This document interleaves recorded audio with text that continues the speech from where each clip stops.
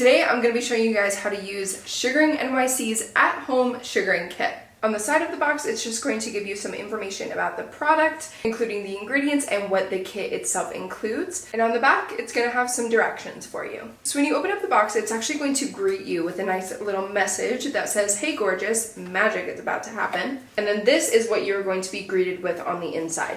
So the at-home kit includes 2 applicator cards, 2 pairs of pink gloves, and last but not least, the paste itself. So this is what your at-home sugaring jar is going to look like. Now, the time to warm the sugaring paste does definitely vary depending on what you are using to warm it. We recommend to microwave it for shorter periods of time, that way you do not overheat the sugar paste. That can be anywhere from 5 to 25 seconds. It's always safer to microwave it for less time to make sure that you are not overheating the product. The sugar paste does not need to be hot, it just needs to be warm enough to get the product moving. And to microwave it, you just want to make sure that you remove the lid, and then we're going to go ahead and heat the paste. So you want to make sure that the area that you are about to sugar is clean, oil-free, no lotion, no nothing. And if you have powder, we highly recommend that you use it. Today I'm going to use the Sugaring NYC talc-free powder just to make sure that the area is completely oil-free. I'm just going to put a little bit in my hands.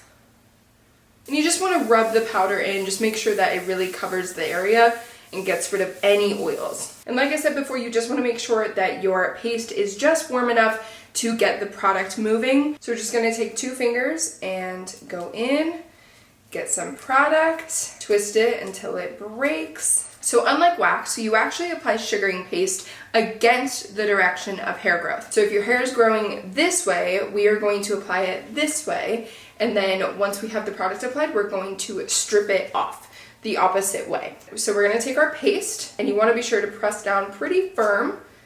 And we're just going to pull back.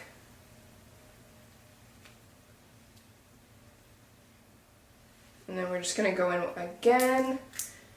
Make sure that we really get in there.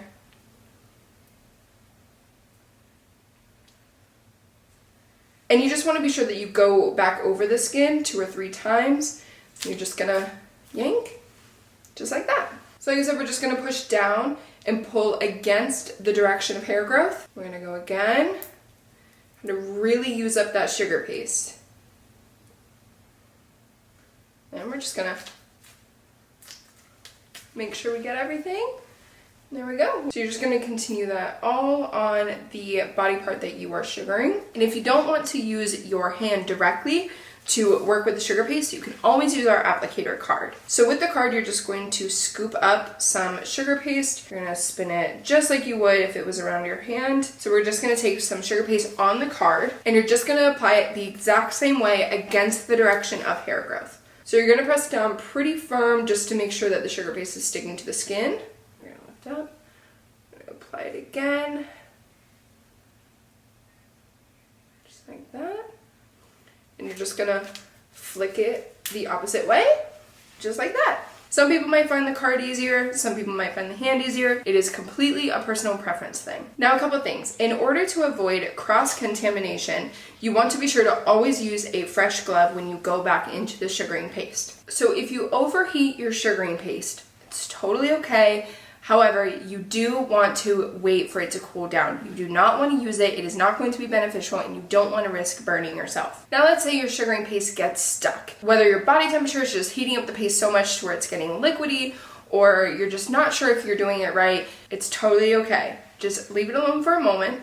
Take off your current glove, put on a new one, go back in with some new paste, attach the new sugar paste to the current sugar paste stuck on the skin, and it should remove it without a problem. Otherwise, luckily our product is completely water soluble, so you are able to just rinse it off. And if you are struggling with the whole sugaring process, just be patient with yourself. It takes time, it takes practice. Don't worry, you will get the hang of it. I hope this video made it a little bit easier to sugar yourself at home, but if you have any questions, feel free to reach out. We are here to help.